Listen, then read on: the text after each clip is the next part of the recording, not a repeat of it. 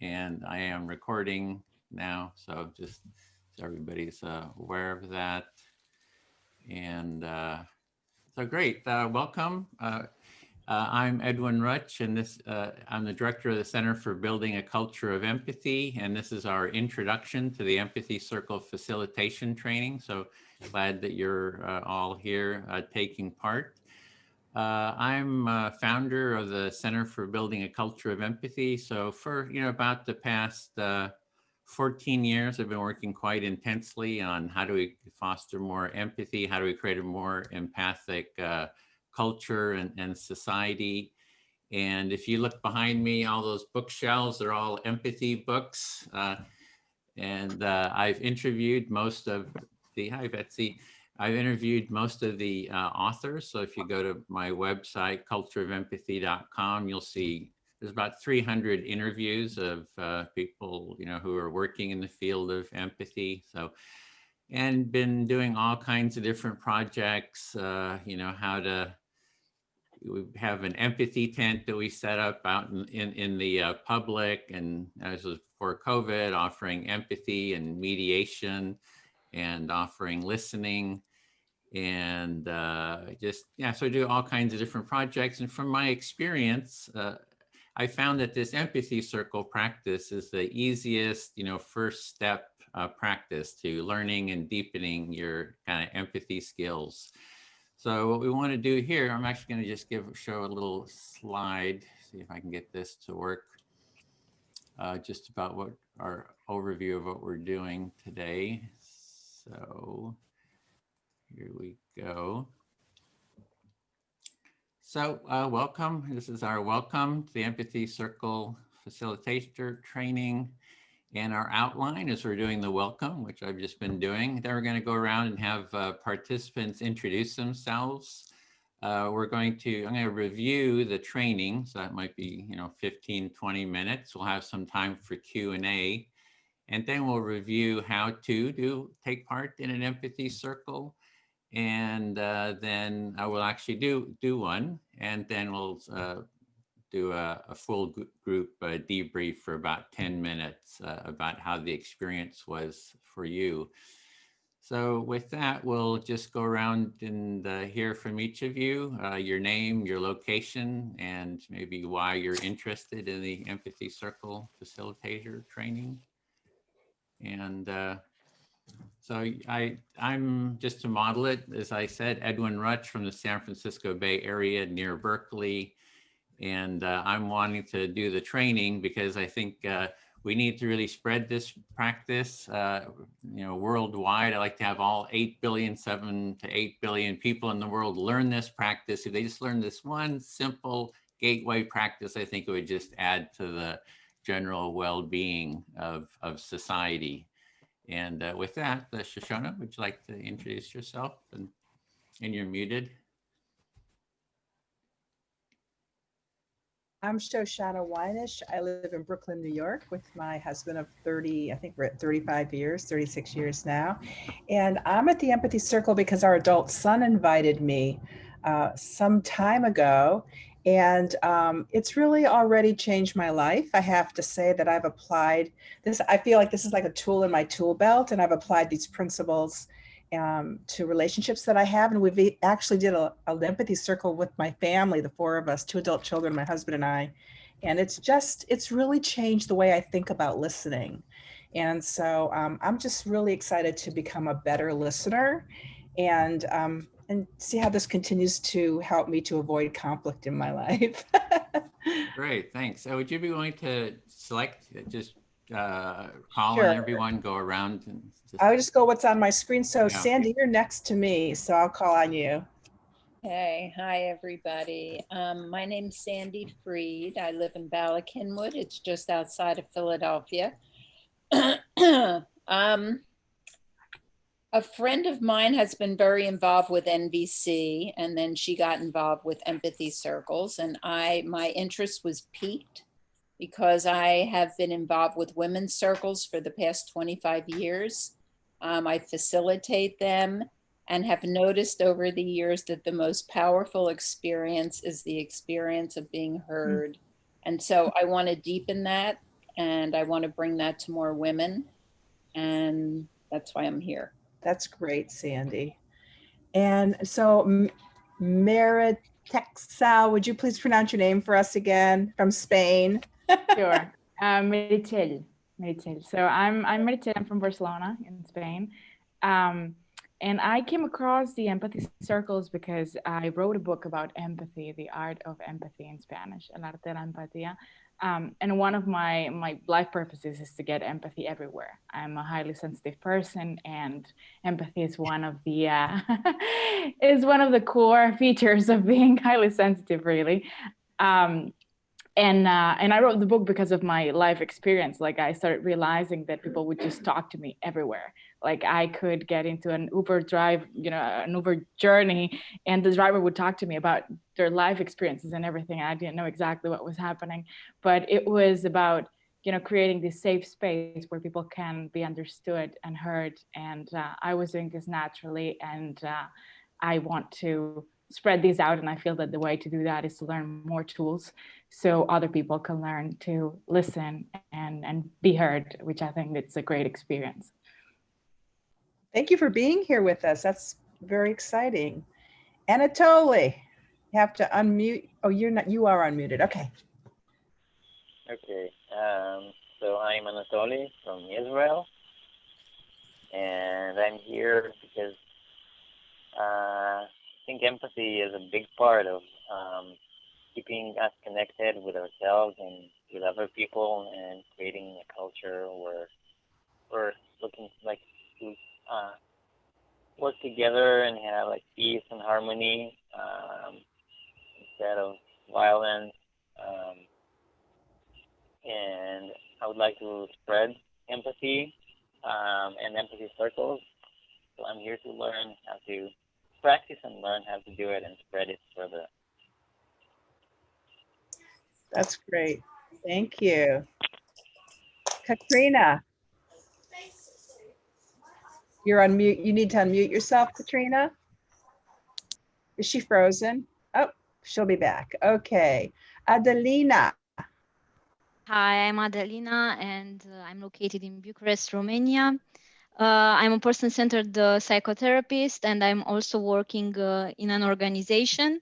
And my goal would be to try to bring this kind of empathy circles to non-professionals, non-psychotherapy professionals. And I came across the empathy circles through two of my friends who are involved in focusing and also NCV. So this is how NVC, sorry. Yeah. That's great. Yep. That's great. All right. Thank you for sharing. And this is Grace. I'm Grace from Long Island, New York. And I was invited through the organization Pandemic Professors. I'm a tutor for them. I don't know if you've heard about the organization, but basically they tutor kids from all over in underserved communities and whatever they need. So I'm a tutor for them, and they invited me here today. So I just wanted to come and learn more about empathy and how to better serve the students. Glad to have you with us, Grace. And Betsy, you can unmute.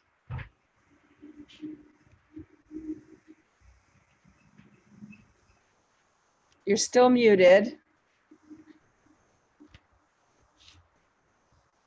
Okay. Yay. So I'm from Albany, New York, and I came to the first circle a couple of weeks ago, and I'm interested because I think there's really a lot of applications in working with youth and college students and the medical sector, and I work a little bit with all of those. So I'm glad to be here. Fantastic. All right. And Sophia, could you unmute yourself? Hi, everyone. I'm calling from Berlin right now. And I came across the empathy circles just through Facebook, actually, through like Extinction Rebellion website, the Extinction Rebellion page. And my interest is more, I think, personal, because I find myself often in the role of the person listening to people's problems, to close friends. And I realize that sometimes I end up just basing my answers on my own experience, and then the other person keeps on doing the same, and we just go back and forth between my experience and that person's experience. And I really want to get away from that, especially since within Extinction Rebellion we did once just 5 minutes of active listening, and it really taught me also how to really listen to a person and not start thinking about what I was going to answer. So I just want to learn how to do that a little bit more with other people and really listen. I hear you. That was, I could have said that. That's wonderful. I'm so glad you're here, Sophia. And Dean, you need to unmute.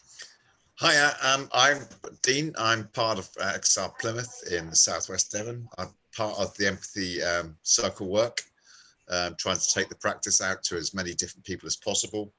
I'm networked into quite a few different organizations, and I'm trying to introduce the active listening skill set to those organizations, because it allows us cross-pollination to occur without over cluttering people.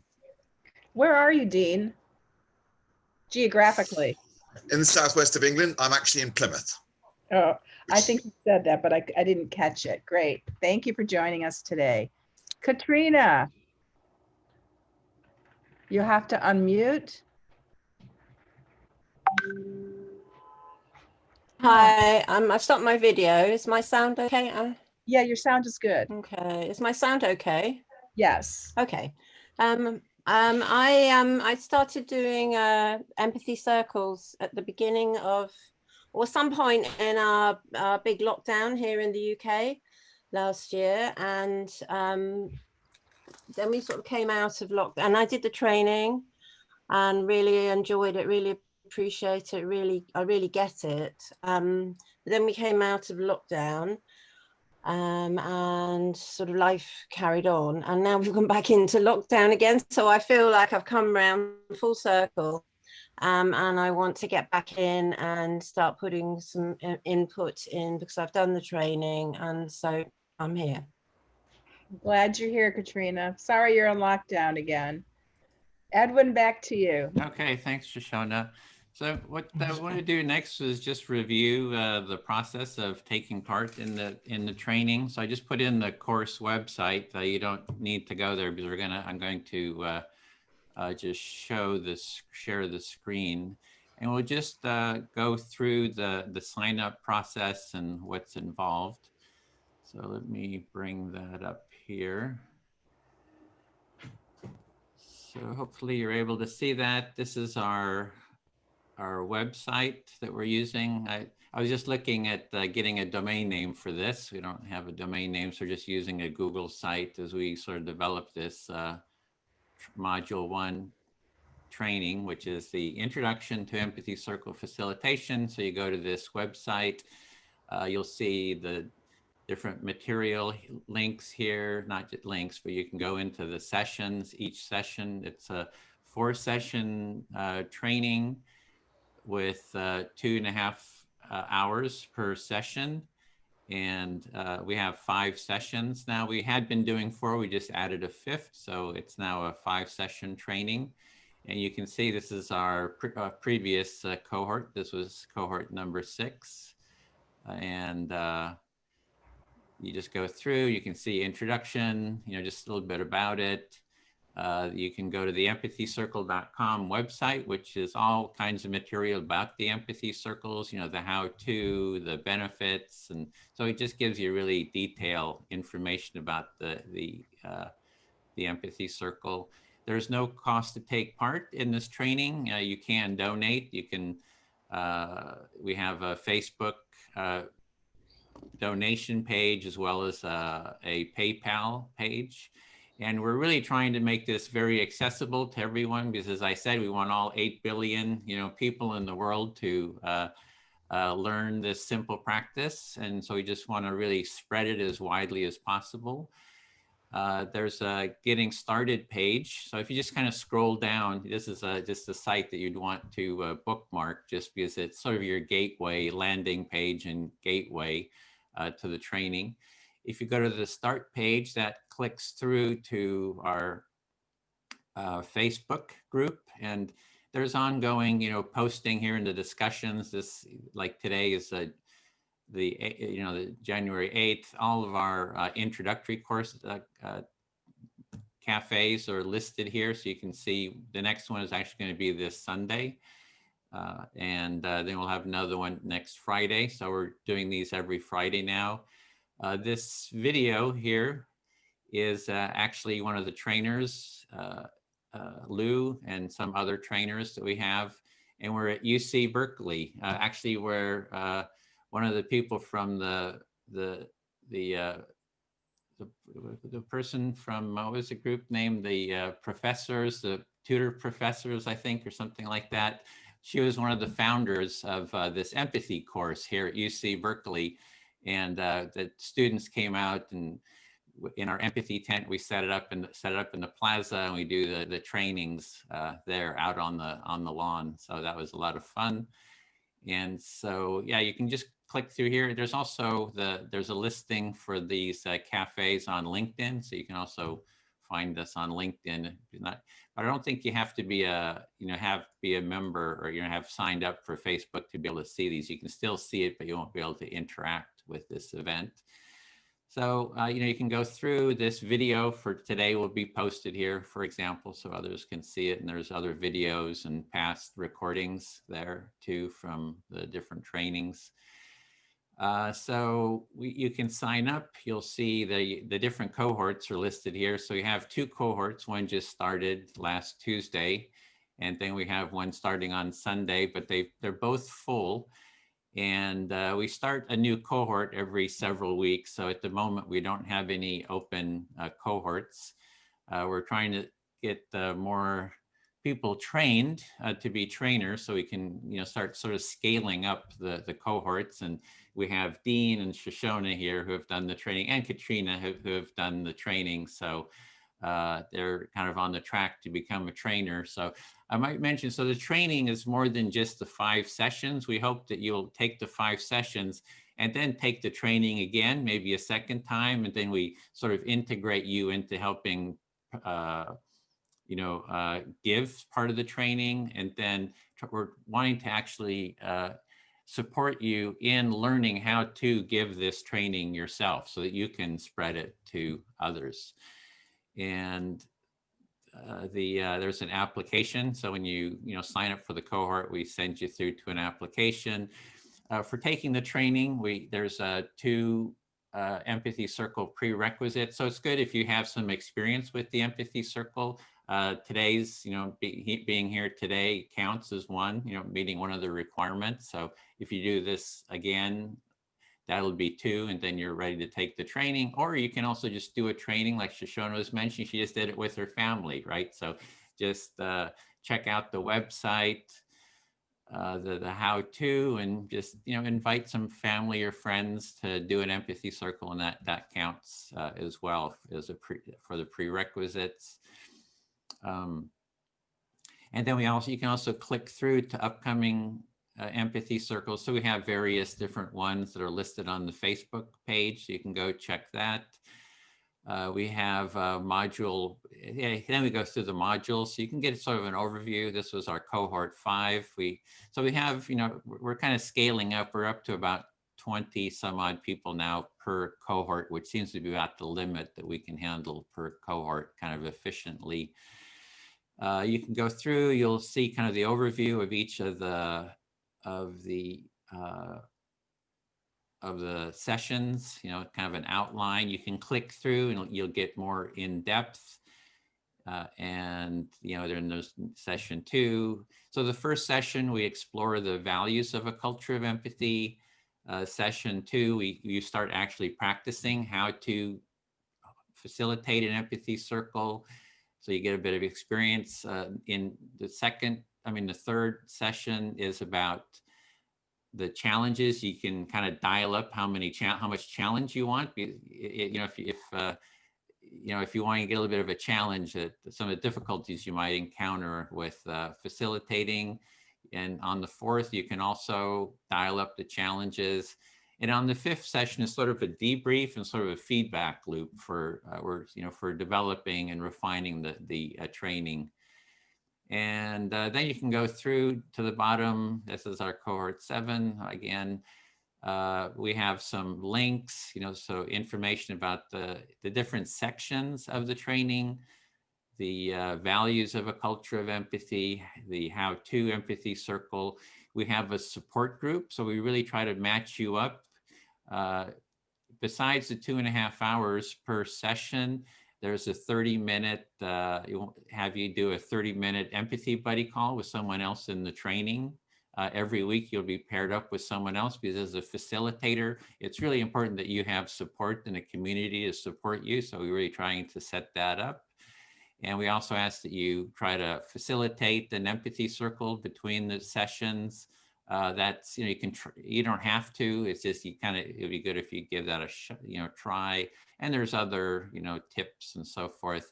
And then we have links here to the different references, our calendar of empathy circles, the Empathycircle.com, Culture of Empathy, our Facebook page, our empathy tent, all about this empathy tent that we set up in public areas. This is, before COVID. Once COVID's over, I have the vision of taking our empathy tent and we go to Washington, D.C. and set up in front of the White House and in front of the Congress and say, we want empathy circles, with the politicians. We'd like you to model empathic listening. It's kind of an alternative to what we just saw, with the storming of the Capitol a couple days ago. And we also have a magazine here, the Empathycircle.com magazine. So this is really, when you're signing up for this, it's more of a movement. It's like we're really trying to create a movement for just raising the level of empathy in society, and really trying to support each other in doing that. And again, just check this information here on the side. We'll kind of give you, kind of the details. I don't want to go into all the details, but just to kind of give you a bit of an outline of where we're going. Let me see what else. Yes, I think I pretty much covered. And you have the link to the course. So yeah, I guess that's it. We can kind of open it to any questions. This is just sort of a little bit of a quick intro.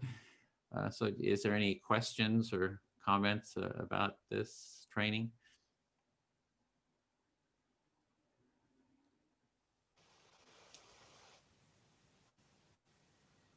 There's also, okay, yeah, Sally? Sandy, Sandy. in order to start a movement like this, I would think, I'm curious just briefly what your inspiration was. Like, what prompted you to do this? It was, I had been making documentaries about different human values. I come out of the technology area, then I got into making some documentaries on human values, and I came across the value of empathy and just thought, wow, this is like central. This is like core to human well-being. This is, I traveled around the world for like about 10 years after, high school here, and it was sort of a real seeker. And I just started seeing, hey, people are pretty much the same all around the world. There's that common humanity. And then when I was making these documentaries, I came across the topic of empathy. It's like, I thought, wow, this is what I really saw out in the world. It's like people connect with each other. You go to India or Indonesia or, China or Russia, wherever I was, Europe. There's people who you just kind of can relate to, and you listen to them and they listen to you, and there's a sense of care and connection and that humanity. So I thought this is like central. And the more I kind of dug into it, learning about the work of Carl Rogers, who really developed kind of active listening process in the therapeutic realm, I thought, well, this is really central to, just how we communicate and connect. And, there's all those books. I started reading all those books, interviewing people, and just got into it deeper and deeper. And then when there was Occupy Wall Street, and they're talking about the 99 against the 1%. I thought, well, I'm really for 100% empathy. So I got this tent, set it up at Occupy Wall Street and at Berkeley in the park, and it said 100% empathy tent. And we offered empathic listening and conflict mediation. And so that's sort of what I've been advocating for, is just bring all the parties together. And once Trump got elected, we started going out and to these demonstrations where the left and right were kind of battling it out, and then set up the empathy tent. We offer listening to both sides, try to get the sides to talk to each other. And the work is actually in a documentary that's out called Trump Phobia, What Both Sides Fear. So the empathy tent is featured in that documentary. So if you check that out on YouTube, you can, you can see it, and you just see that it's dynamic. The filmmaker went to all these different demonstrations and videotaped it, and then showed us at the empathy tent. We took it down to Los Angeles, where there was an impeach Trump rally, several thousand people there. Then there was a pro-Trump rally, across from the City Hall, and we set up the empathy tent on the City Hall, and we did mediations between 6 pairs of Trump, pro-Trump, anti-Trump supporters, and each empathy circle ended with hugs between the 2 sides. And they agreed to do, it's in the documentary, you can see it. So, and they agreed to do empathy circles with each other. So the skills you're learning, I think, is really what can bring the different sides together, with mutual listening. Because when people kind of hear each other, it just sort of unravels, the Gordian knot of conflict. So that's really, what I'm really trying to promote here. So any other comment or question?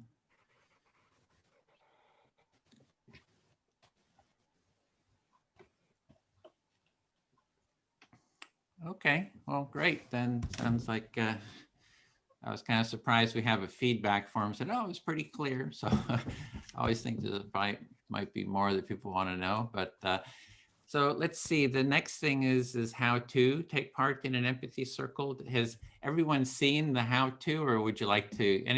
Is there anyone that would like to hear the how to do? If you, okay, so we shall do that.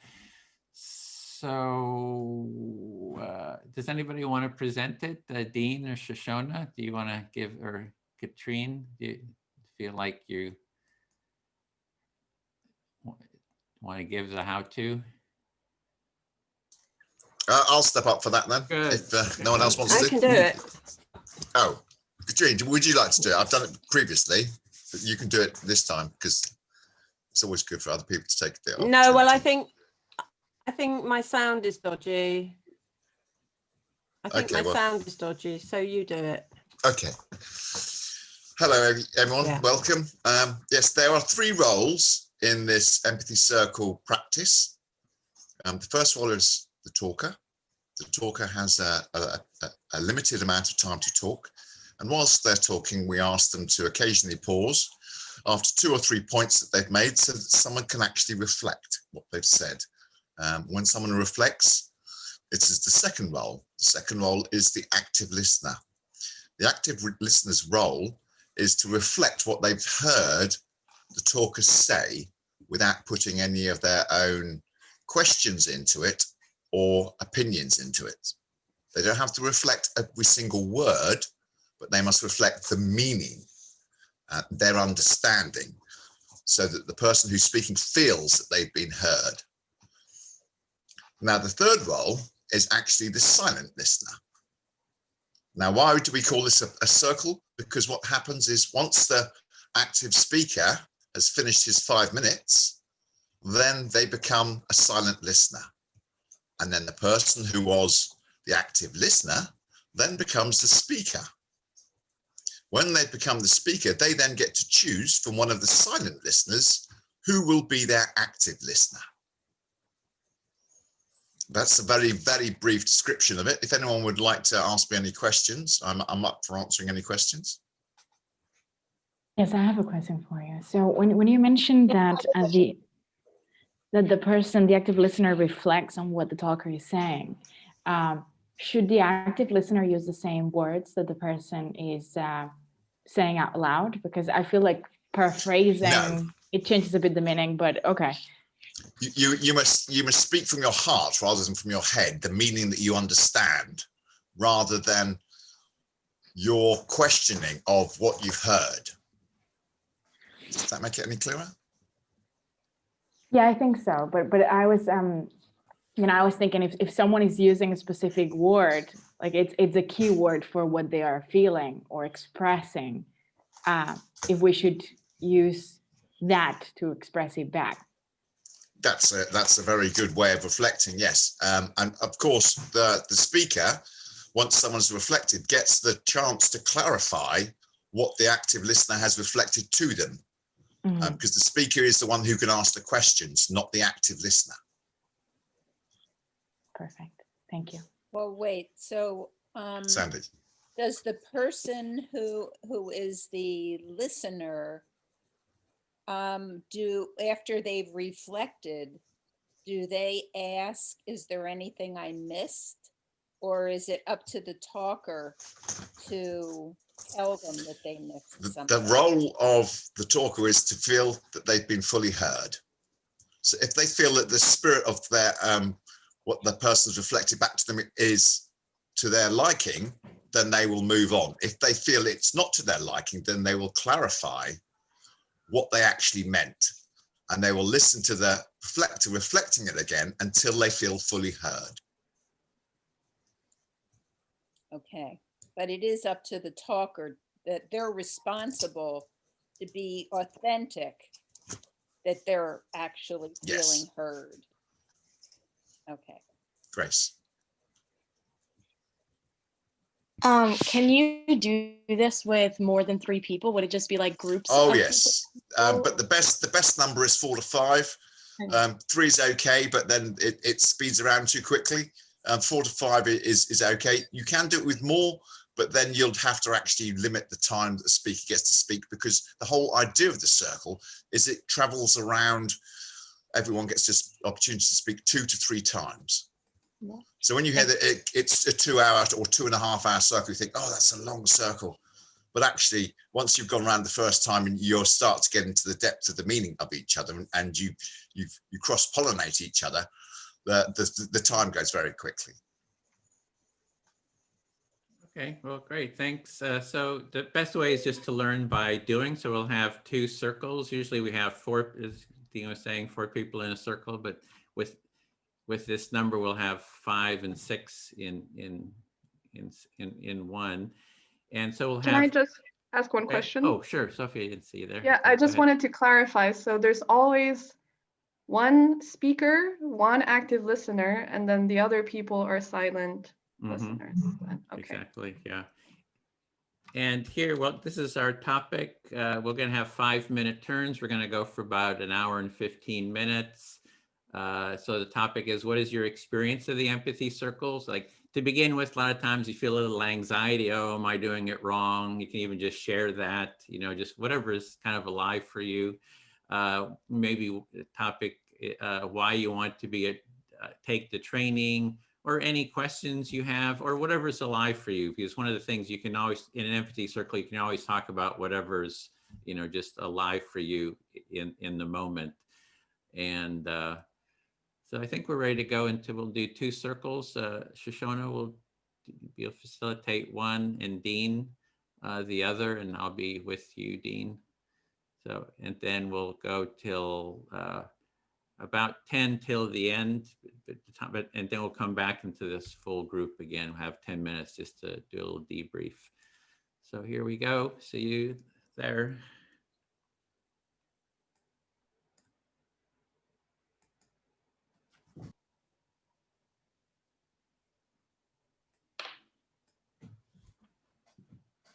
You're muted, Dean. Hello, everyone, for the 3rd time of asking. So, as I mentioned earlier, there is a timing element in this circle work. And what will normally happen is that after the 5 minutes, you'll hear a couple of bleeps, or 3 bleeps. Don't stop what you're saying exactly then and there, but draw to a close the meaning that you're wanting to be understood by. If you go on for too long, I will then pull up this little sign that says time. Okay, that is a slight indicator that, okay, yeah, it's time now to give others. We must respect the process, and the process is to literally hear other people as well. So is there any clarification on the roles? Would someone? Yes, Grace. What's the rotation of the roles? I know that the talker then becomes a silent listener, but then how do we pick another active listener? The person who was the active listener then becomes the talker, and then their role, their first task they have to do is choose who becomes the next active listener. Yeah, thank you. So who would like to be the first talker? And I will be the first active listener to try and model for those who haven't ever heard reflection done.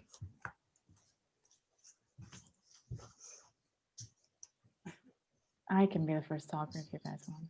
Certainly. I'll put the timer on now then. Are you ready? Yes. Timer's on. All right, so I feel like I'm going to talk about something that is happening to me right now. I'm discovering my own creative process, and it's the first time that I'm a professional writer, and I'm starting to have contracts with publishers. So now I'm starting to get things that I need to hand in. It's not full creativity because I have some requirements of what I need to hand in. And it's a bit of a different process for me. And it's been difficult because I am normally on free flow of whatever comes up, and I write something and I have a project and I hand it in to my agent and they deliver it. But now it's the other way around. They are asking me for something in specific and I need to craft it. So can I ask you to pause so that I can get a chance to reflect? Yes. So I'm hearing you didn't want to talk about the topics, but you're talking about what's current with you. And what's current with you is that you've got this new role of actually being paid and fulfilling contracts for writing. And this is a challenge because previously your writing has been fluid and you've just flowed, but now you're actually having to meet targets and hand your writing in before specific dates.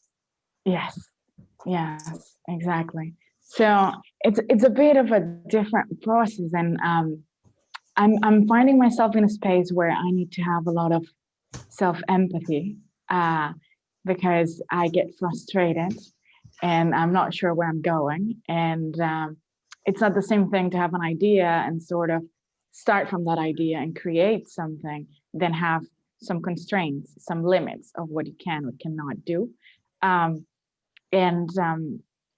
think I'm learning to work with myself on that, in a sense of being accepting of the things that I can do with what I've been handed in as rules, but also trying to get that free flow as well, even though there are some rules on it. So I'm hearing this battle between your creative ability to produce things, but yet it's being confined in this framework. So you're actually having to develop some empathy for yourself to actually allow yourself to be within this framework. Yes, exactly. So it's been an interesting week. I handed in. I was working on the 6th January. Here is a very important day. It's like the 3 Wise Men Day, and it's a day where you get all your presents and stuff. And it's really a magic day. But that day I was writing a children's story about empathy, about some magic socks. And the original magic socks that you put them in and you place yourself into, your parents' shoes. And so you actually get to be your mom or your dad, whatever they wear with the shoes last. And I was very blocked at some point, like one day before handing in the work, I was so blocked. I couldn't, there was something that wasn't adding up because before the socks, I had some magic boots, but the magic boots couldn't fit into some other shoes because you already have some shoes on. And I was like blocked with the boots. I could only see boots in my head. And at some point, I had some chats with very good friends, and I realized that creative process is very solitary in a way. Like you feel very alone because you're in your head with your boots. I have boots dancing in my head and I don't see anything else. And then I talked to a friend. Yeah. Can I ask you to pause there for a second? Sure. Okay.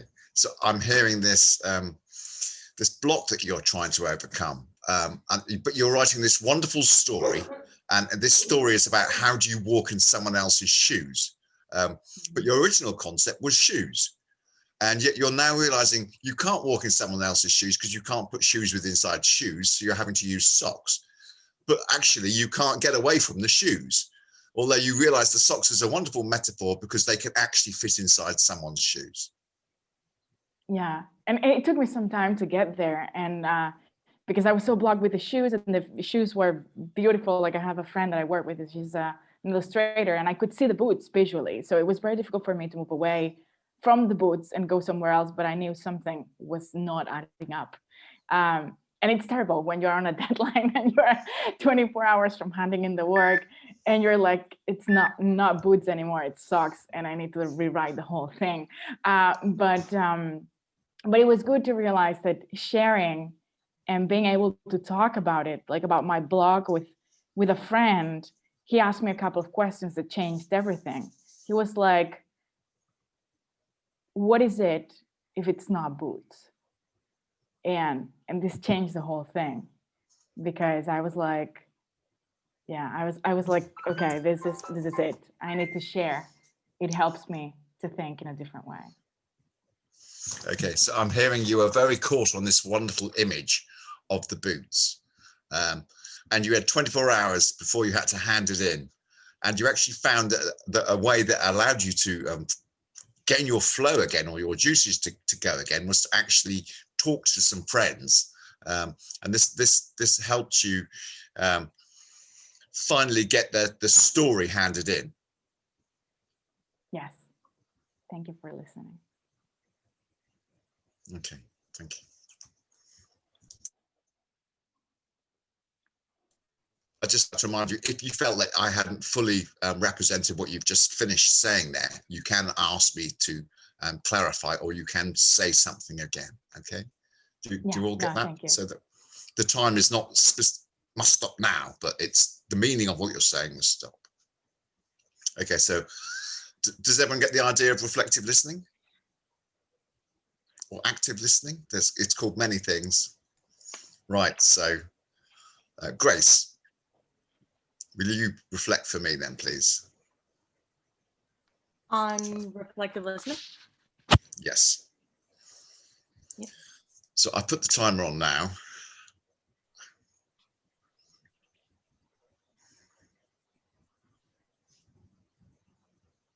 I like to share. I think sharing is really important, and it's the root behind empathy. You share your time and your space with someone.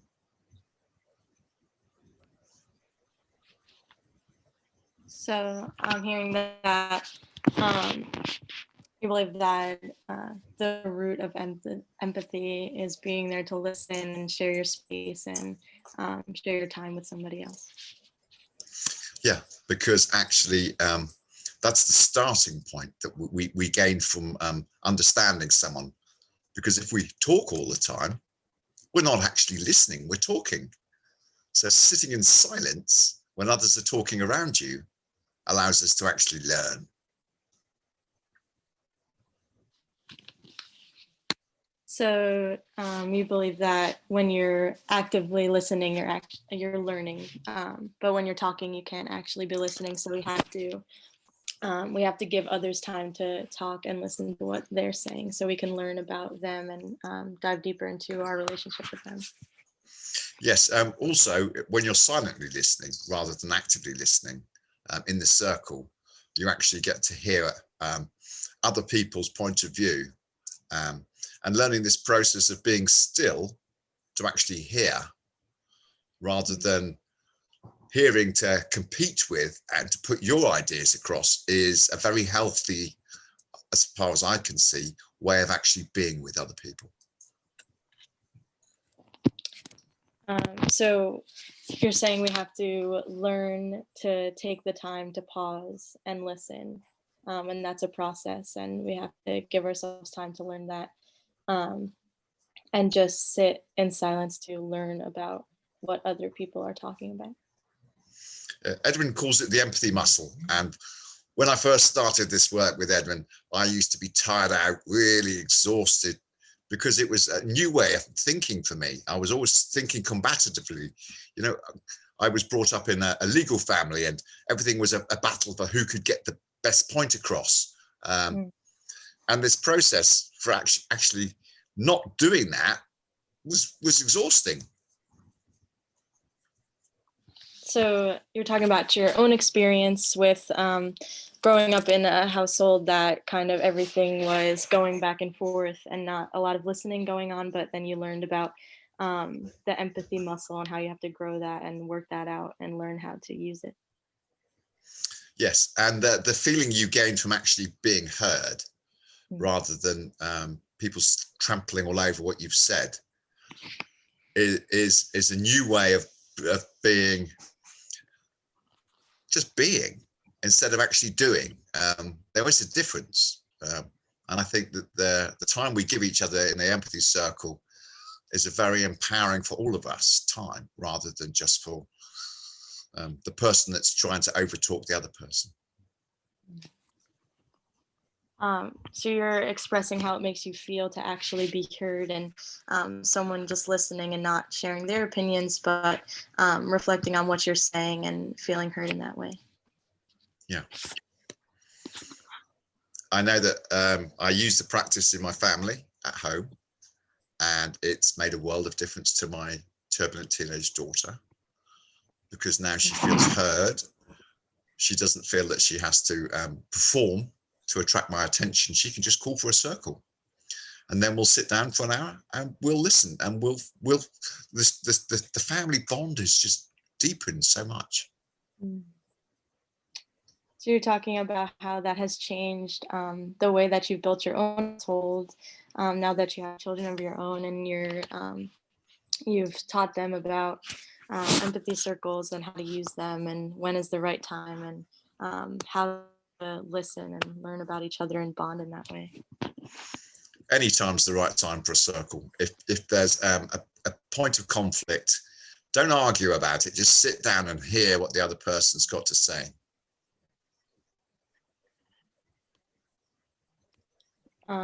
So you're saying that anytime you can sit down and have a circle, and it instead of making a fight about a conflict, then you can just sit down and talk about it and listen to each other to solve the conflict.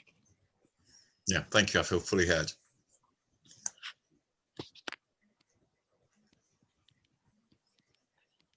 So then I'd become the talker? Yep, and you choose an active listener. Okay, so Adelina, could you Of course. be the active listener? Thank you. Okay.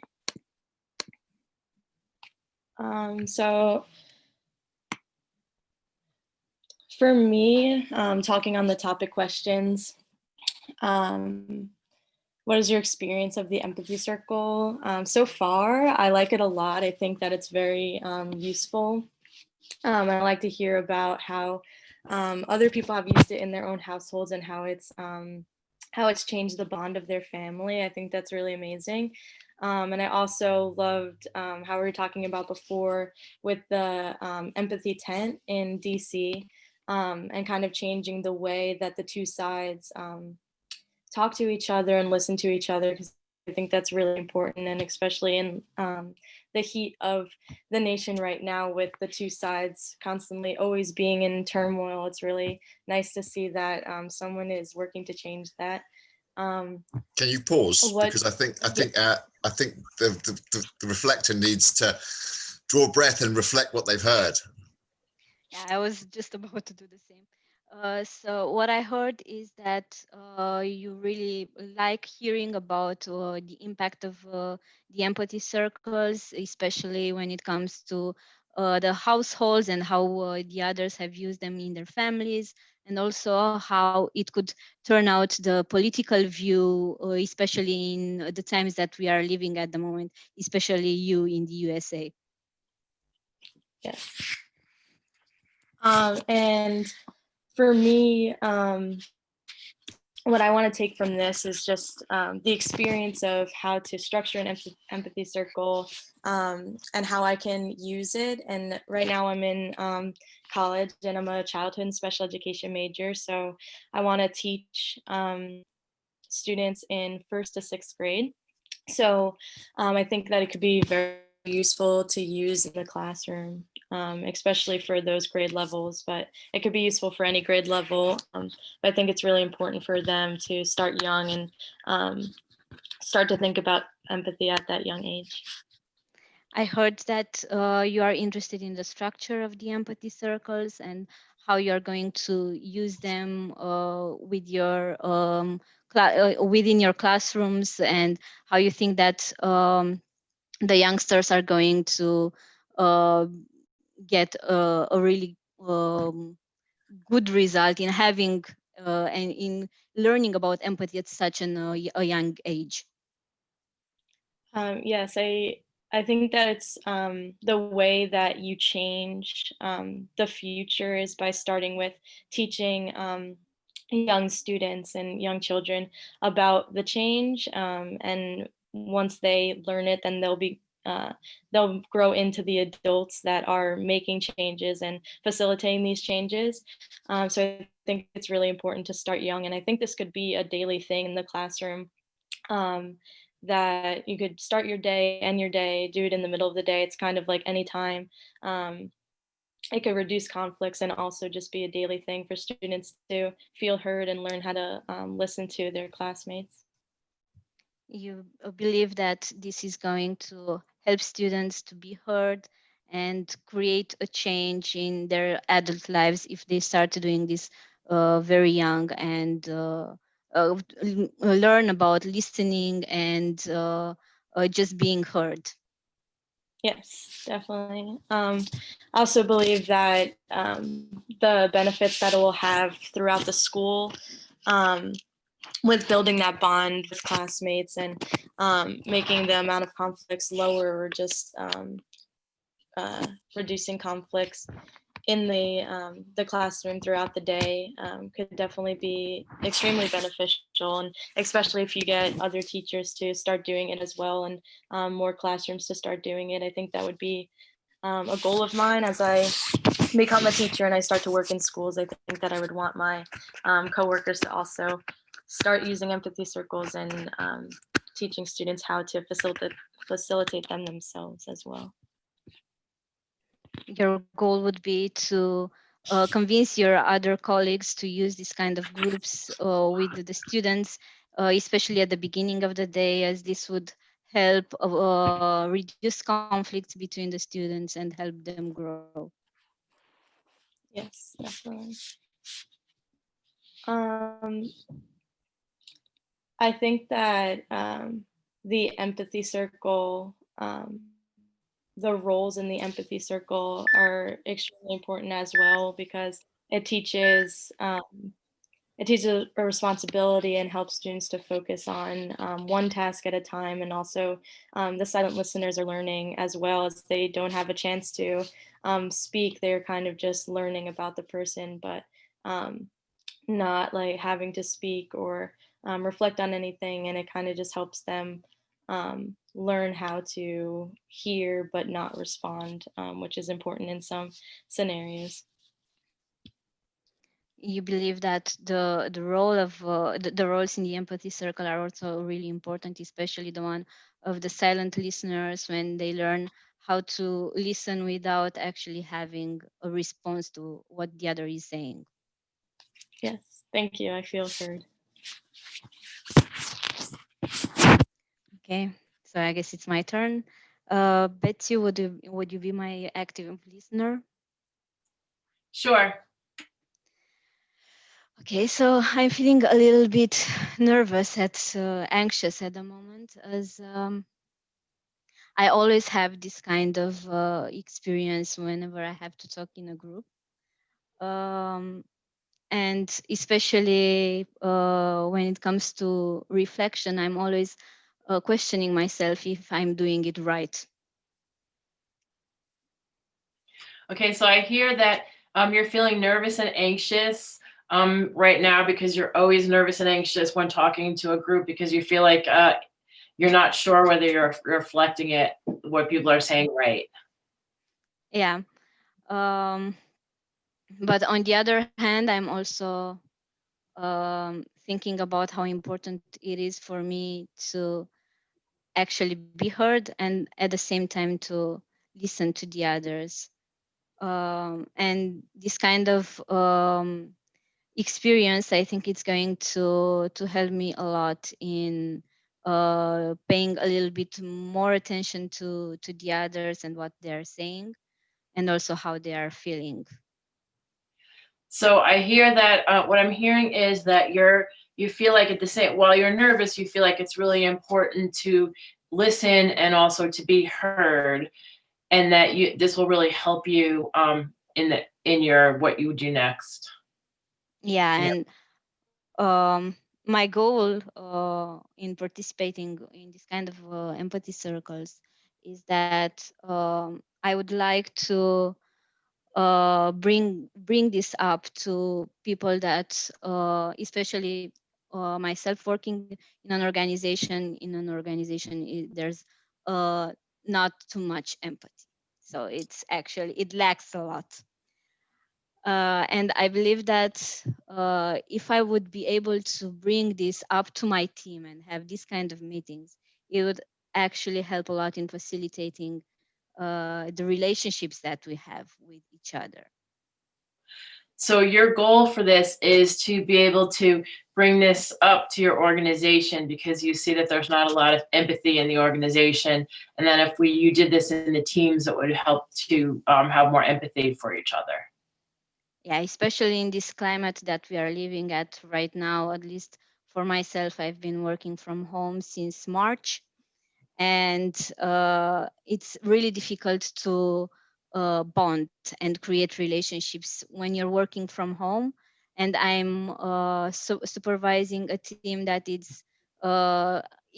they worked on the same floor with each other for 1 month or two, and after that they've been all working from home. So one-on-one contact, it's almost not existing between themselves. So it's really difficult to engage them in a meeting where they have to try and discuss with each other without knowing too much about the others. Yeah, so especially, and what you're saying is especially in this climate, it's really difficult to bond with each other. And for example, you're supervising a team that used to work on the same floor, and they worked on the same floor. They worked with each other for a month before they had to work from home. And I forgot the rest of what. There's no problem. So if you could just. Yeah, the idea was that if I can bring up this the idea of the empathy circle and try to work with them in this kind of environment, it will help them bond a little bit better. I'm not very sure if it will work, but at least I'm thinking that maybe I could give it a try. Yeah, so that you feel like if you brought up the empathy circle with them, it would help them bond better, and you're not really sure if it'll work, but give it a try. Yeah.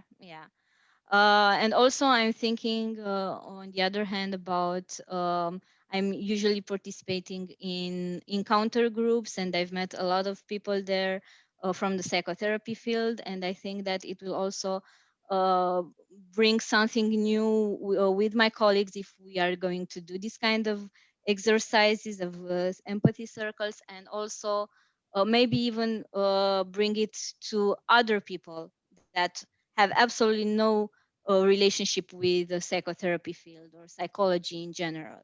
Just people that I don't know, we have met, maybe friends, families, and we can just try to do this kind of activities. I don't know. I think that it's going to broaden up a little bit their perspectives and help them have better relationships with the others. Okay, so You also participate in encounter groups, and there's people from psychotherapy in the encounter groups, and you feel like it would be helpful for those groups. And then also you'd like to broaden it out for people who aren't involved in psychotherapy, families, and individuals, and you think it would just be very helpful for everyone. Yeah, thank you. I feel fully heard. Okay, thank you.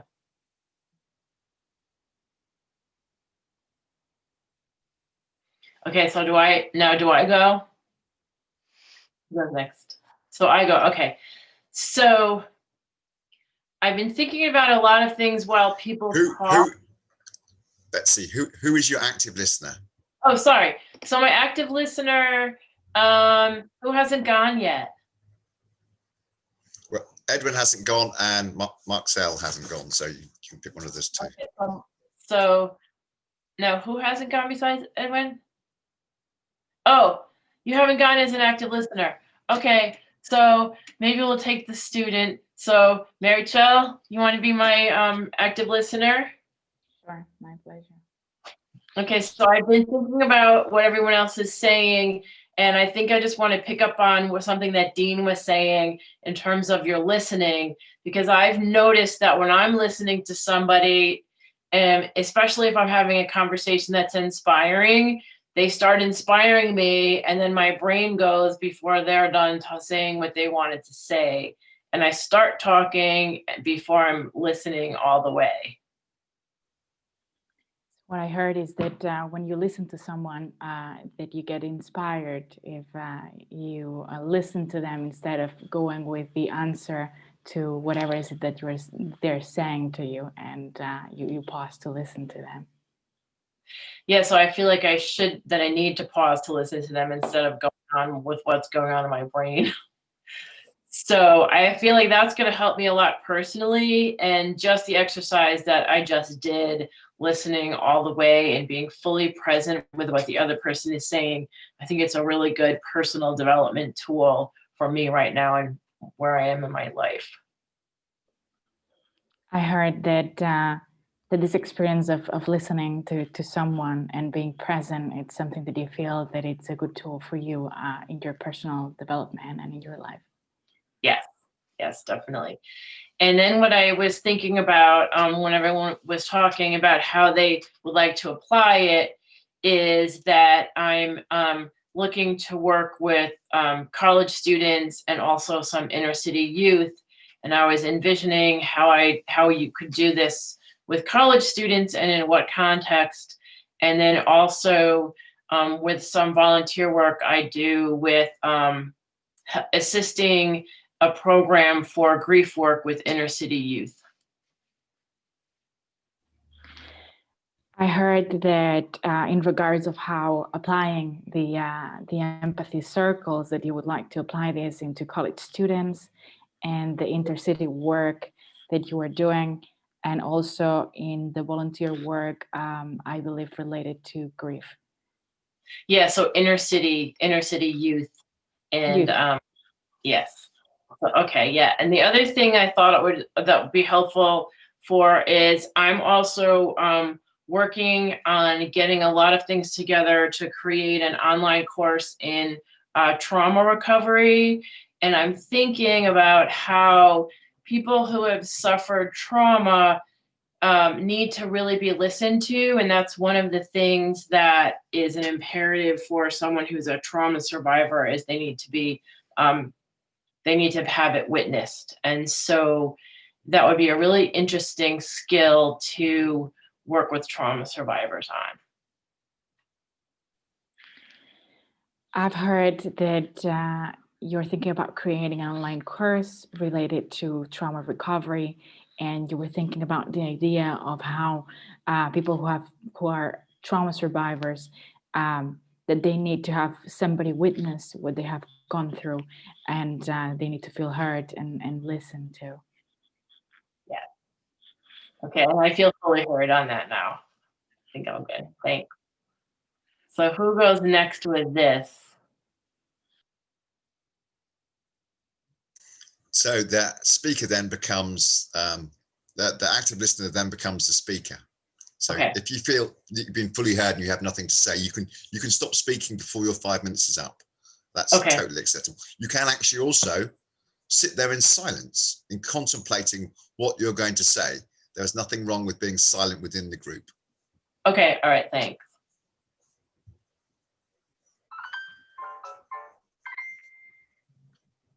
So listener, are you going to pick a speaker?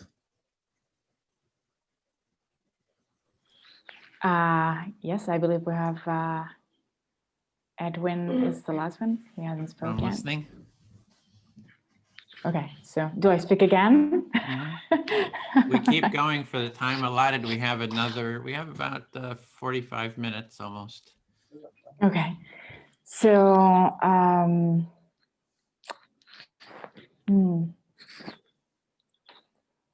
thinking about something that,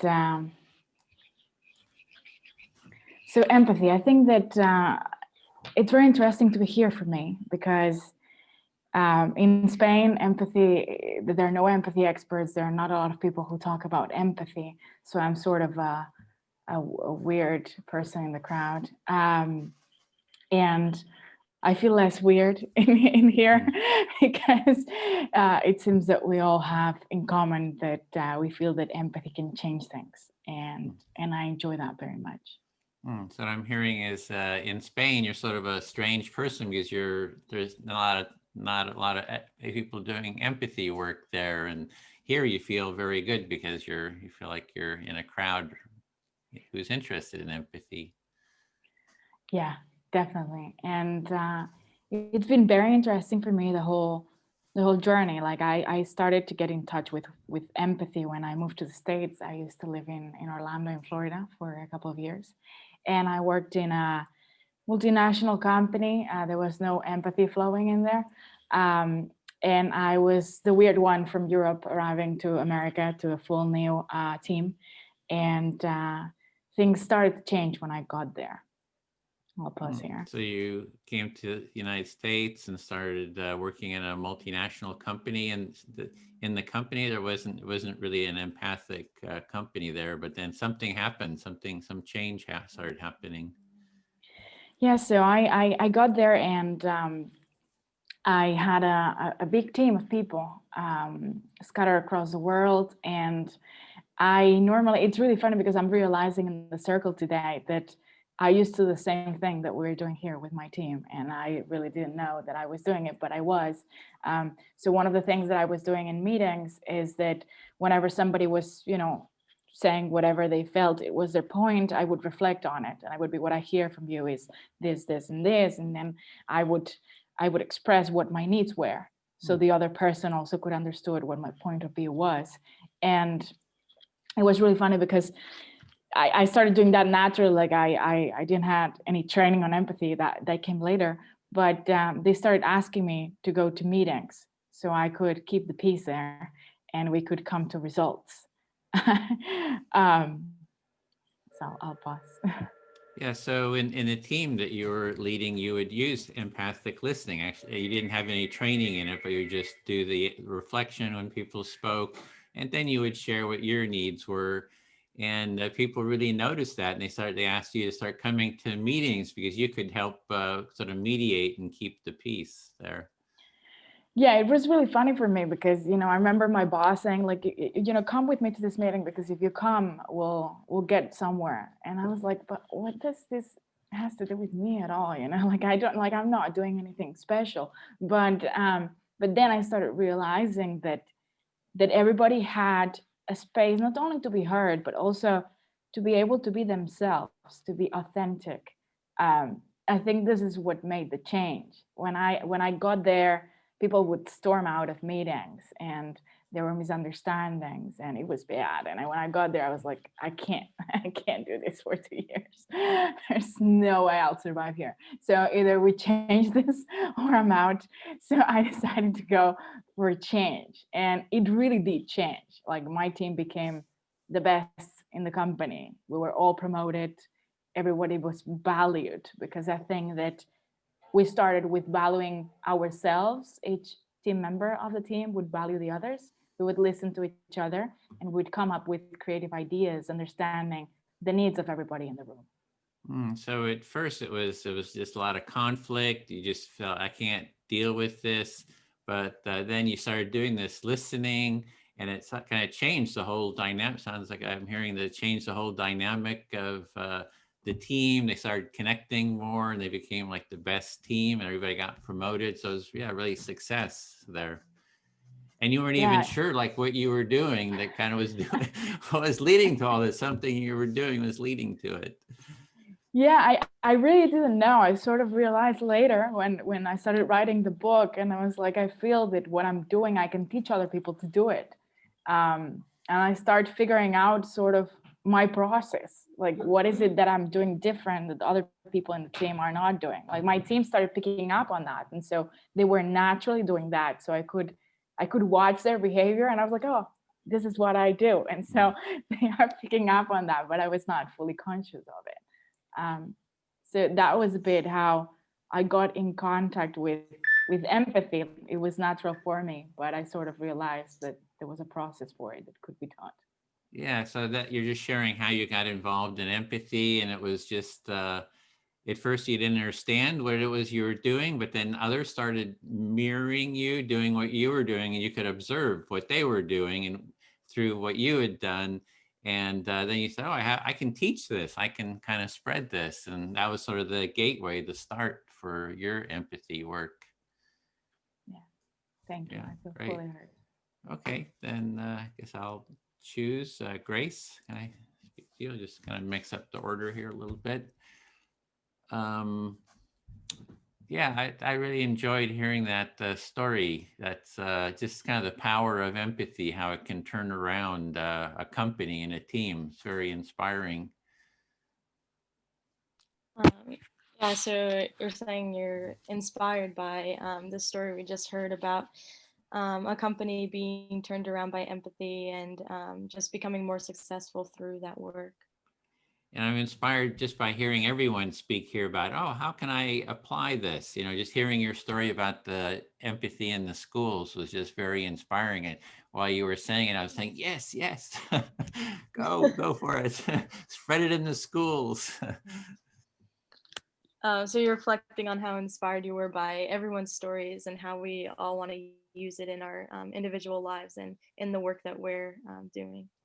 Yeah, and if I had, you know, I learned about empathy only like 15 years ago. So, you know, I'm 65 now. So it was that I was like 50 or something, right? If I would have learned just these simple practices in, you know, grade school and, you know, high school, I mean, it just would have really impacted my life. I mean, just, you know, just helped immensely.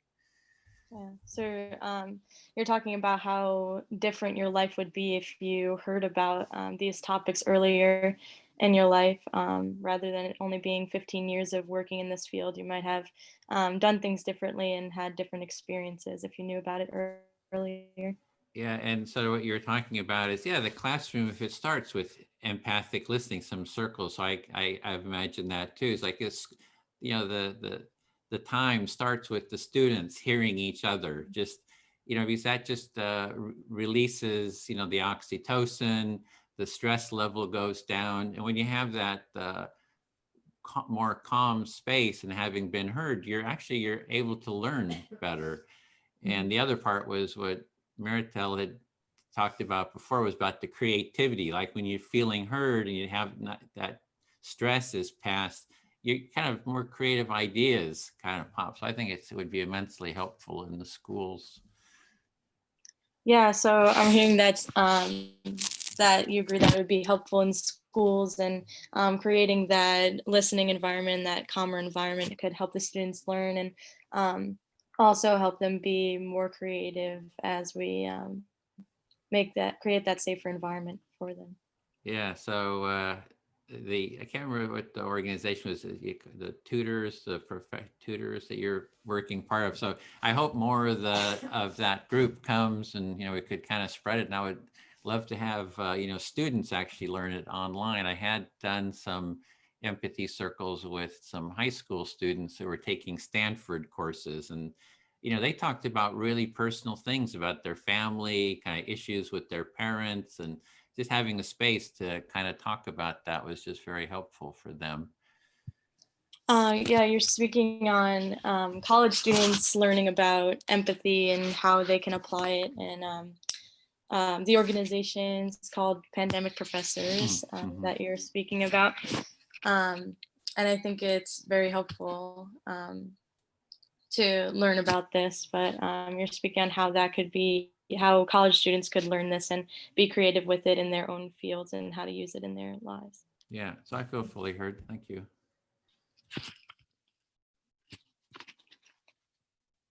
Okay. So Betsy, could you be my active listener? Yes. Okay. So I'll talk about what's happening for me right now.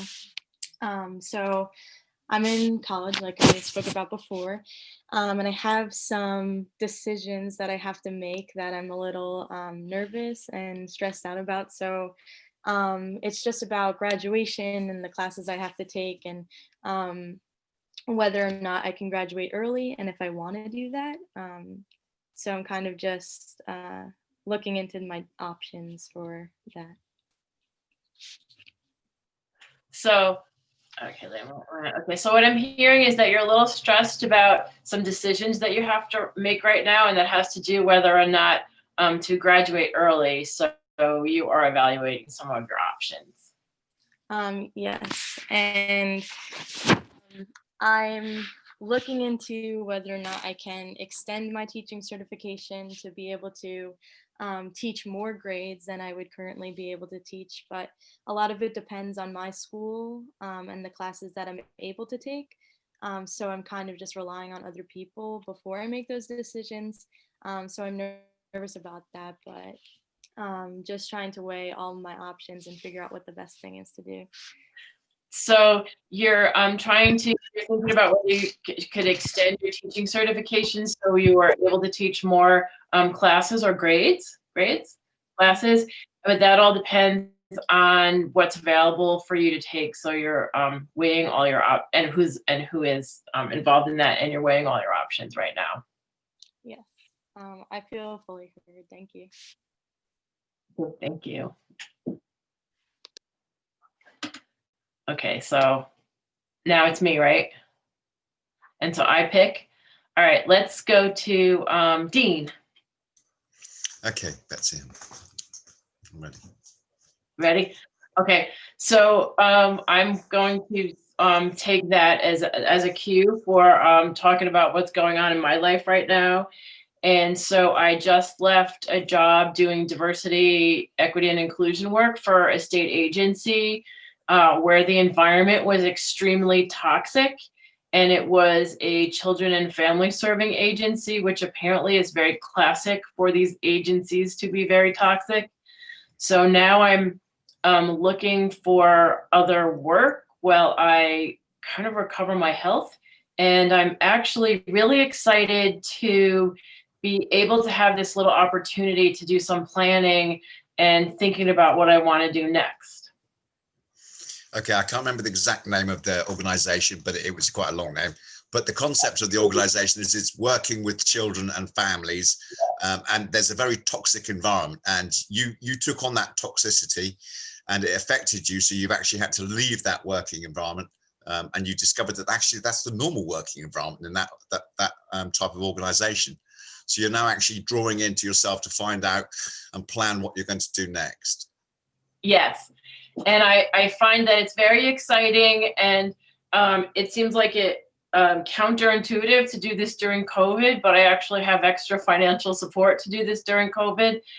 And so I'm able in this point to assess where I've been and where I want to go in a very more conscious way. So I'm really happy about all of these things, like being able to take this training during the day, during the work week. Okay, so I'm hearing you actually being quite thankful of the fact that you're getting support now because of the situation we're all currently in, and you're relishing the opportunities to actually undertake trainings when you normally would have had to be at work. Yes, I feel heard. So So that's what, so I'm looking for jobs that I would enjoy while I create an online business. So you're setting up your own online business and you're looking for things to enjoy, work to enjoy while you're doing it. Yes, and so because in the other work, I was so exhausted from the amount of work I had to do combined with the toxicity that I had very little time for my own personal development and my own thinking about where I wanted to be in the rest of my career. Okay, so I'm hearing you're actually really enjoying this time to actually contemplate yourself rather than just being drained from the workplace with the overloaded work and the overstressed work. So I'm hearing you're being very thankful about where you are at the moment. Yes, and there are so many possibilities with this type of work that I'm just really excited. So I hear this enthusiasm at this new possibilities that are opening up before you. Yeah. Yes, thank you. I feel heard. That's all I needed to say. Yeah, thanks.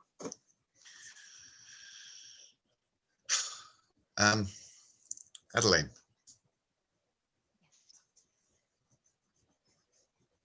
Wow, such enthusiasm. It's really cool. I would just like to say things we're going on the personal route. As a trauma survivor, being fully heard has actually done me so much good. And when I was undertaking counselling course to become a counsellor, which was quite interesting. I've been through counselling therapy innumerate times, but I'm thinking, nah, I'll just stick with the empathy and do the empathy work instead. So as a trauma survivor, you feel that being heard has helped you a lot, and you are also going through counseling, but you're not thinking to become a counselor. You're just sticking to the empathy part. So yes, the counselling course I'm doing, I'm very near completing now. And whilst I thoroughly enjoyed it, being able to understand how counselling is done, I find that counselling is okay, but with the circle work, you can get a lot further, a lot quicker.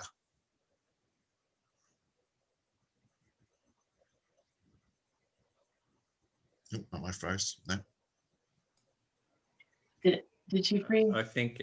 Yeah, I think my connection is unstable, and I lost you at some point. Okay, so let me say it again. I'm hearing that the circling work is actually far more. I've achieved far more through doing the circling work than I ever did through decades of counselling. You enjoyed the circle work more than you have enjoyed the counseling one for decades. Yeah, I mean, I went through innumerable different types of therapy and things, but literally just the moment of finding other people that would actually listen and understand rather than just try and tell me what I should be doing gave me enough validation that I could leave it behind. I hear that you received all the validation you needed just by being, by listening and being heard. Yeah. So the oxytocin was the best drug of all that I was ever given. Never mind all this other stuff. It's just ridiculous. All this mad science and literally just being sat down and listened to effectively rather than objectively was all the therapy I really ever needed. Being listening to actively is more important than being listening to objectively. It's more important. It's better than any kind of therapy. Yeah, thank you. I'm fully heard. Well, one thing that touched me during this session. Who's your listener? Sorry. Edwin, would you be my listener, please? Listening.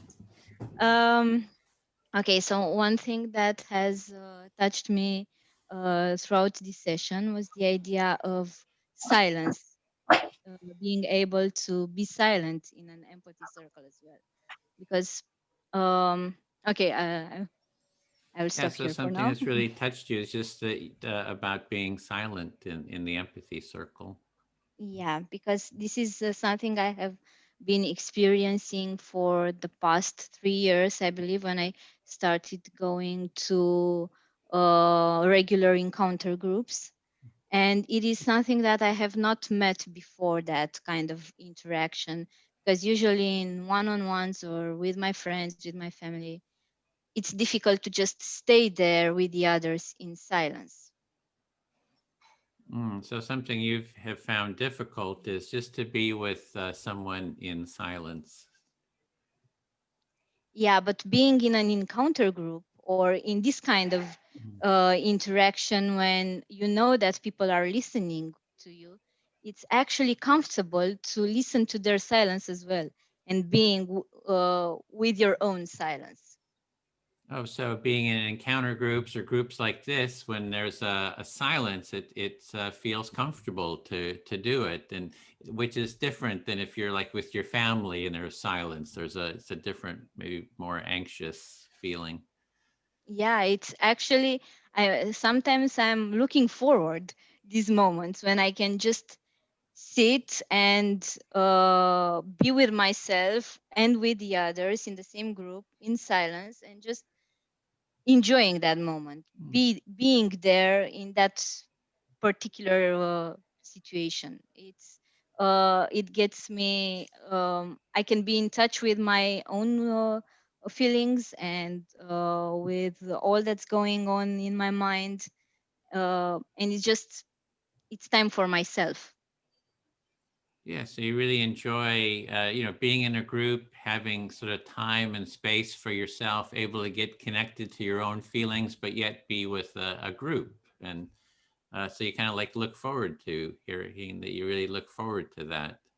Yeah, and this comes in conflict with what I have to do at work, where whenever I'm in a meeting and there's silence, it's so awkward, and I'm not very sure how to take it, especially when it comes from my team, because I'm going there, I'm putting myself out, and I'm asking them, okay, how are you feeling? How has your day been? And I'm trying to find out things about them, and it's totally silence, and sometimes even black screens because nobody is using their cameras. And I'm feeling like I'm talking in front of an audience without receiving anything. I'm just like the TV. So like in your team, it's like you're like asking questions, you're trying to, sounds like trying to get engagement, and there's nothing coming back. So you feel like you're just being seen like in a TV, but there's no real connection and communication. Yep. So what I'm dealing there is what I'm dealing with is, okay, how should I approach this situation? Is there something I'm doing wrong? How could I help them get more involved? And all these kind of thoughts that, or maybe it's just the situation we are going through with working from home. Because I'm sure that if we were in a room face to face, it would be totally different. But right now, it doesn't go through the screen as much as I would want it. And it's a very big difference between this kind of being of going through the screen when you're in a group that gives empathy, that it's listening, that it's there, even though I don't know any of you. For them, I know them for, I don't know, maybe 1 year or even more. But here, after 1 hour and a half or something, I feel more comfortable than I would ever feel in that kind of environment. Yeah, so here in this group, it's like very strange to you. It's like here you feel comfortable, you feel a sense of connection. We've only been talking for an hour, and yet in your team that you're meeting online, it's like you just don't have that feeling of connection. You're just like wondering what do I do? What can I do to kind of change this, maybe create more connection? And you're just kind of like thinking about that, maybe some frustration or Oh yeah. Yeah, thank you. I feel fully heard. Okay, great. I'll speak to Betsy.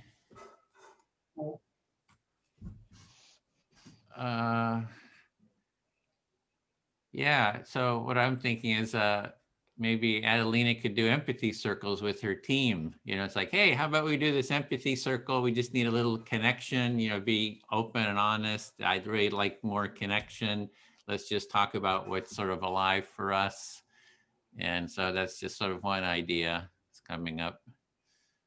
Okay, so what I'm hearing is you're thinking that Adelina could do empathy circles with her team and just ask people that say that we need some connections. Let's talk about what's coming up for you, for the team.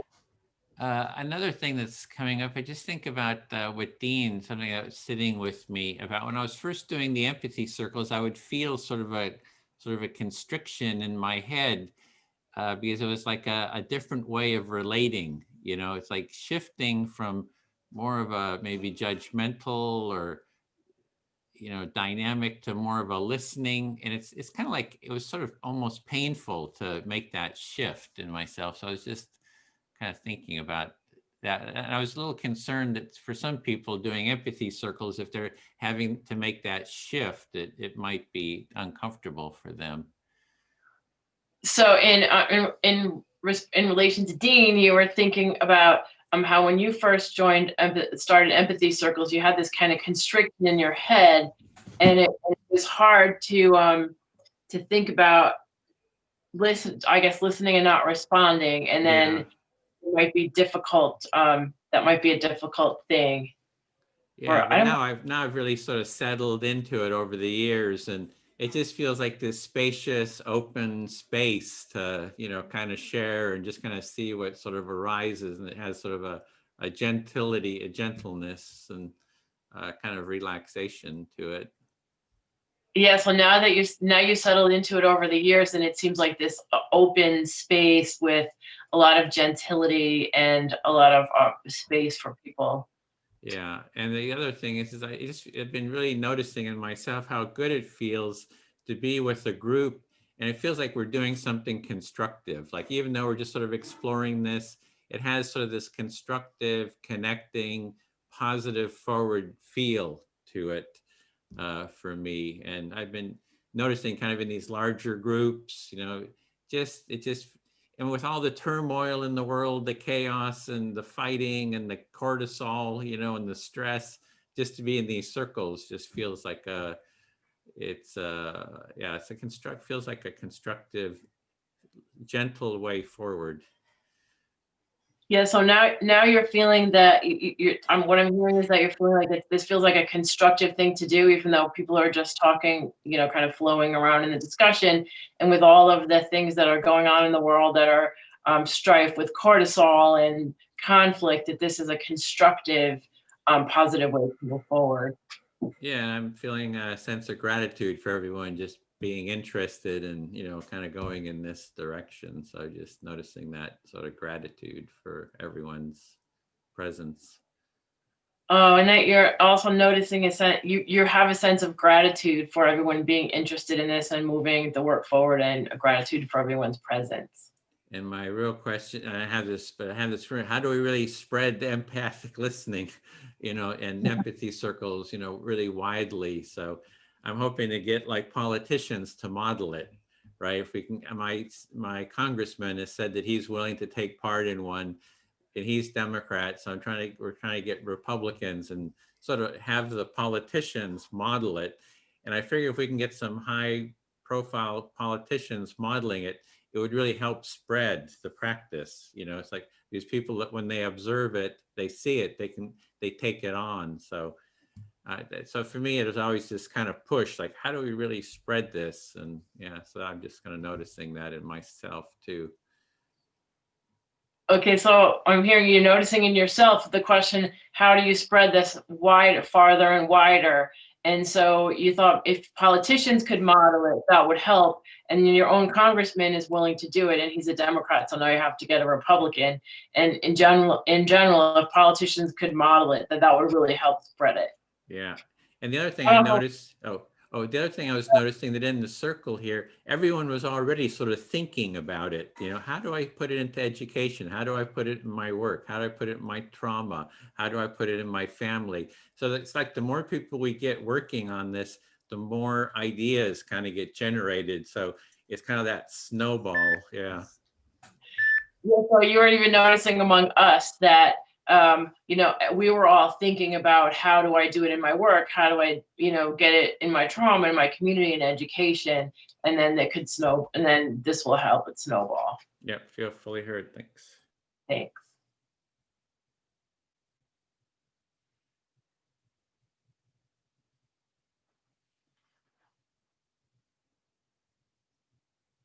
So now I go. You're up again. Yep. I'm still not clear on the process. So then I'm talking, right? And then I pick someone.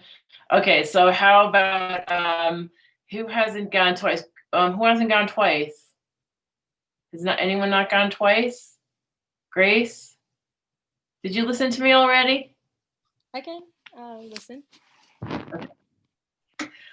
Okay, so picking up on what Edwin was saying and how we can all we could all help spread this farther. Maybe we could think about how to do it in a more structured way among ourselves, or think about how we can all become trainers and do these trainings in our community. So you're reflecting on what Edwin said about spreading this wider, and you're thinking that if we did it in a structured way within our community and maybe even became a trainer to teach other people how to do it, that could help spread the word about empathy circles. Yeah, we could pick gatekeepers in organizations or on campuses and have these circles. And I can imagine on campus, college campuses, like UC Berkeley or any college campus, there would be students really interested in doing this. Yeah, so you're saying that especially on college campuses, there might be somebody who would be willing to facilitate this and spread it wider on that campus, and that could be a start to spreading it further. Yeah, because think about you could have it going on in dorms, and you could have it going on in classrooms as part of, you know, the curriculum for certain majors and things like that. Yeah, so you're talking about how it could spread through dorms and classes and just in smaller groups within the college to eventually be part of the whole college community. Yeah, and curriculum for certain classes. So yes. The other thing I was thinking for myself is, and that I'm thinking about what Dean said, is like it really does help to have, because I'm a trauma survivor too, and to help have somebody just an impartial witness to your story. And so that might be something that I could do as a peer, could become sort of like a peer mediator or a peer in trauma recovery. We could do that. So you're saying as a trauma survivor yourself, you find it super helpful for someone that doesn't know your story to be listening and hearing you, and you think that you can become a facilitator for people who have experienced trauma to help them feel heard. That would be an interesting idea. So thank you. I feel heard and I'm complete. So you have about a 3-minute turn, Grace, if you want to take this will be going back to the full group. Okay. Dean, do you want to be my active listener? Okay, Grace. So something that's come up for me as everyone was speaking, I'm thinking about all of the doors that the pandemic has opened through Zoom sessions and through online things that wouldn't have happened if we didn't have this complete global shutdown. So I find it really interesting, all of these experiences I've been able to have and all the things I've been able to learn that I wouldn't have been able to experience without Zoom and virtual meetings. So I'm hearing that although that there's this great trauma going on, it's actually allowing a great healing to go on at the same time, because we all have got space to do things we wouldn't have had the space to do. Yes, and I just think about, though there's a lot of things changing, and some of it could be negative. A lot of it could also be positive. And Okay, I just I'm sorry, one second.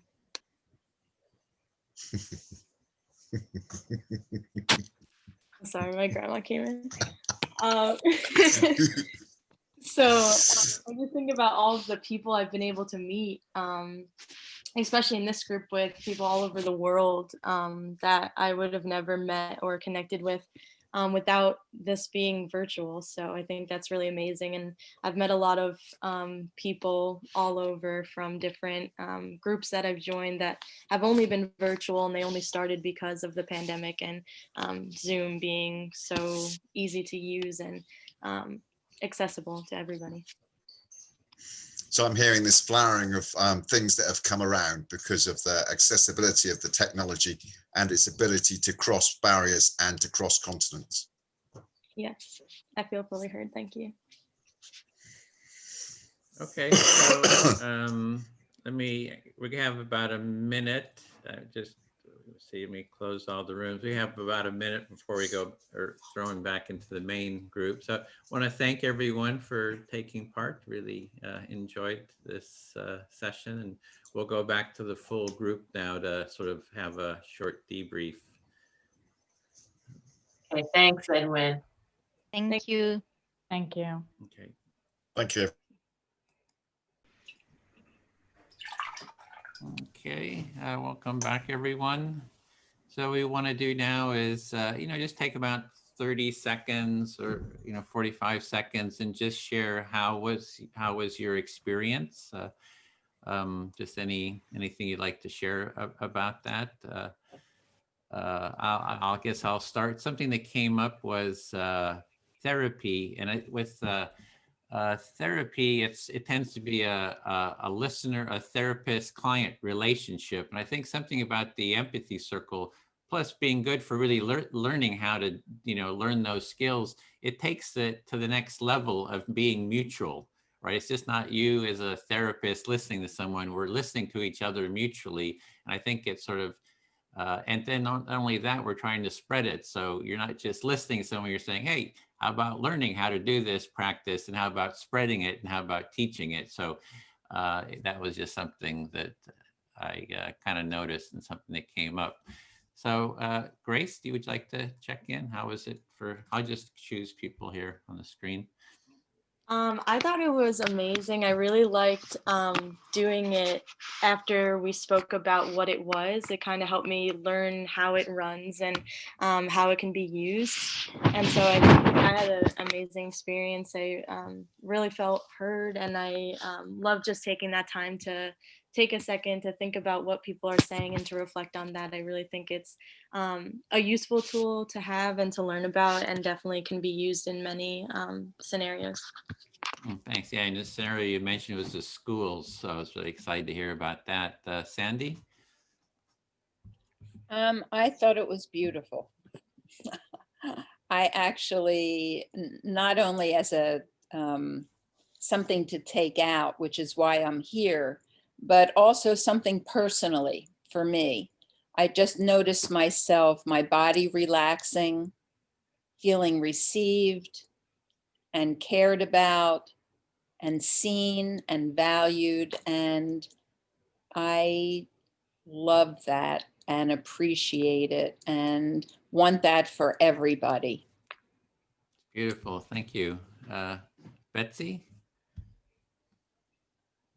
Yeah, I know this is my second one, and I noticed that this time, well, because it's not brand new anymore, I'm not nervous or anything, and I feel like this was a very relaxing experience, and it was also inspiring, and I feel like it just produces shifts internally.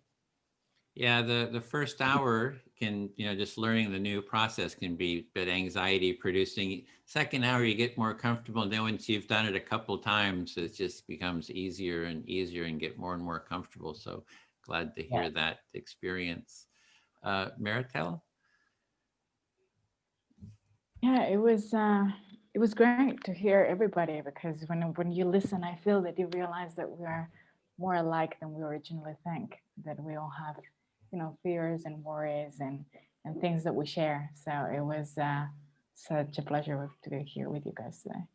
Great, thanks. And you're part of the training too on Tuesday, so look forward to seeing you there. So Shoshona? Yeah, I had a wonderful experience, and while one of the other persons in our group was sharing, I just thought to myself, this feels like a sacred space. And before I did the Empathy Circle, after my first one, I remember thinking, I don't think I've ever in my entire life had an opportunity where I had 5 minutes where somebody was paying attention and just reflecting what I said. And so today it became very loud in my conscious, I guess you'd say, that this really is a unique space, and it's just a privilege to, be part of it, and it feels like it's not hard, but it does feel a little more of a big responsibility to learn to be a facilitator, because really those to whom we're facilitating, we're trying to hold that space for them, that sacred space. So it is a responsibility. It's not hard, but it's, yeah. Yeah, it takes some awareness and, some attention. Yeah, absolutely. Thanks, Shoshona. Adelina? It's been an amazing experience, and I feel like this is something that could be so easily done and could change so many lives that I really don't know. I'm so thankful for having this experience, and I will definitely come back here. And I'm really looking forward to just spread this among people in my life. Great, thank you. Sophia? Yeah, it was also a great experience for me, and I really enjoyed listening to the people who were in my group and being listened and feeling, I guess, less alone, especially right now during the lockdown.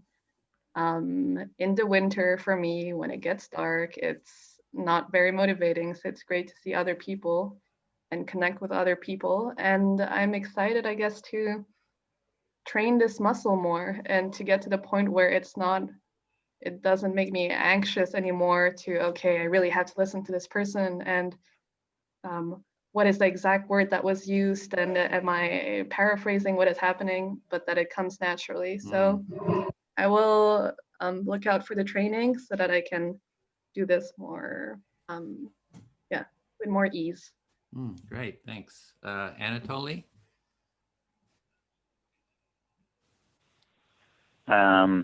Empathy Circle is always amazing experience for me. Great joy, and also meeting new people and suddenly feeling really close to new people is amazing, really connecting.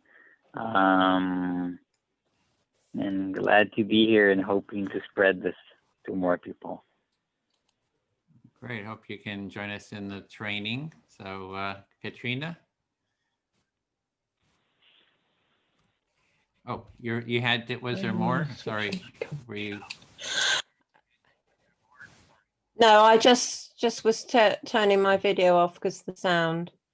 Can you hear me? Yep, we hear you. I'm trying to stop the video and it won't stop. Can you? Okay. Yeah, it was really great. I think I had a bit of a breakthrough, had a bit of an understanding, quite a deep understanding about empathy circles and me, and it was a really special atmosphere in the group. I think that we kind of got through some really fascinating stuff, and it all felt very connected. There was a deep sense of connection about what we were all talking about, which was very nice. So glad to be back. Glad you're back too. So Dean? As usual, it was a privilege to be in such a circle of the people that I was involved with. Each circle brings a different flavor, but these many tastes allow us to feel connected in ways that we've never done before. So although I hate technology, I am truly thankful for what it's been able to allow me to do. It's a double-edged sword, and if we use it correctly, it can be a wonderful weapon. Although I don't like using the term weapon because it's very aggressive. And empathy is not about aggression. It's about being with someone in a peaceful way.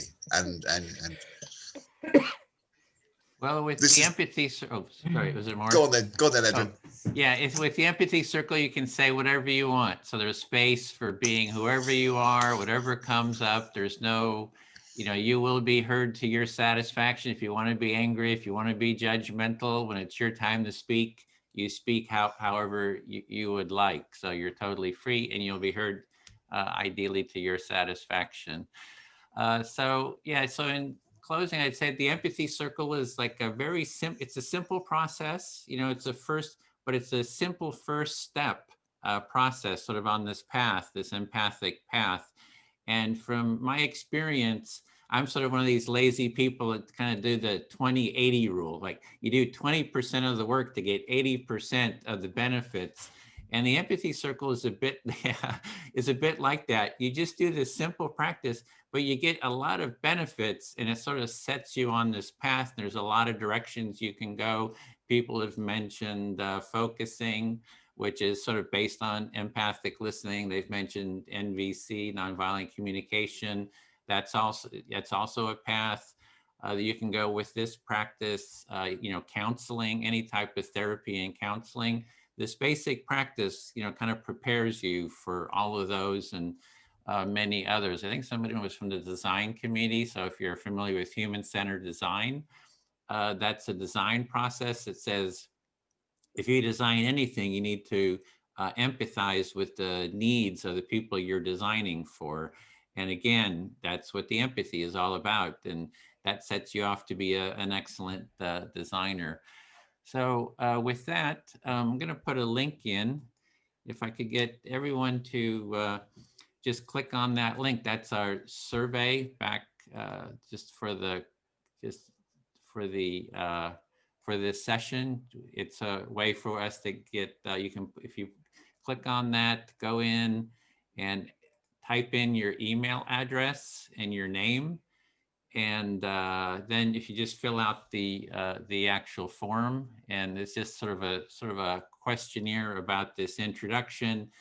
We get, by putting your email in there, then we have your contact list, and we can update you when the next training sessions are. Like I said, the 2 training sessions we have are full at the moment, and then it's usually 2 or 3 weeks, and we'll set up another one, and then we can let you know, the dates for that. So we usually do, right now we're doing about 2 trainings a month, and we're getting more trainers. So we're really looking at kind of scaling up to do, several and then more a month. So we just really want to create the space so we can really accommodate everyone that wants to do the training. So with that, you can fill that out at your own leisure. And with that, maybe we can get some twinkle fingers or clapping. So just to get a nice group shot here, if we can get everybody. Anatoly, yay, there we go. I can use that for our group photos. We got to get Katrina, come on. Wait. We're going to wait for her. Yay, there we go. We've all got it. Okay, great. So thank you very much, and look forward to seeing you in the training. Or this Saturday, we have another Empathy Cafe. You can join us there, or next Friday as well. So take care. Bye. Thank you. Thank you. Bye. Thank you. Bye. So beautiful. Bye. Bye, everybody. Great to meet you.